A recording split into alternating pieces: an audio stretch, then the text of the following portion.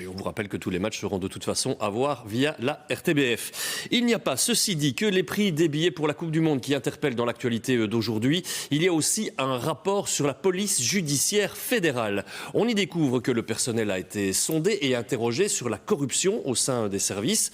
Et les conclusions pointent un sérieux problème à ce niveau-là. Le rapport est déjà contesté, je ne vous le cache pas, mais la Chambre des représentants pourrait néanmoins se pencher bientôt sur cette affaire. Rudy Hermans, Laurent Vanderberg et Martin Collier. Derrière la façade de la police judiciaire fédérale, c'est un rapport qui fait grand bruit. Révélé ce matin dans la presse, il est entièrement consacré à la corruption au sein de l'institution. Nous avons pu le consulter et ses conclusions sont interpellantes. Interrogés, 30% des policiers déclarent avoir constaté une ingérence illicite dans un dossier.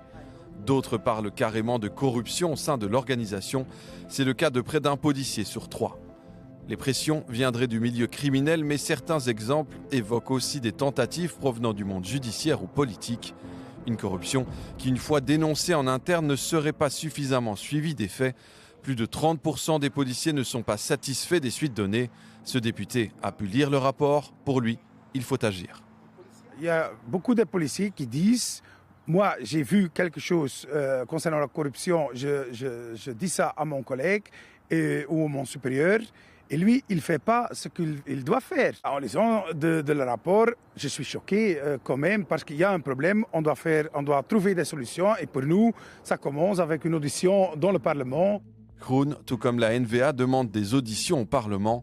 De son côté, la police judiciaire fédérale rappelle que ce rapport a été fait à sa demande. Mais aujourd'hui, elle remet en cause sa méthodologie. Elle évoque un manque de représentativité, de rigueur scientifique et statistique. Selon la police, les questions se basent sur des perceptions et non sur des faits. La police assure aujourd'hui travailler avec des experts issus du monde académique pour aller plus loin. De son côté, Bernard Quintin, le ministre de l'Intérieur, rappelle que si des dossiers disciplinaires sont signalés, sont évidemment suivis au niveau disciplinaire en interne et font, le cas échéant, l'objet de poursuites judiciaires.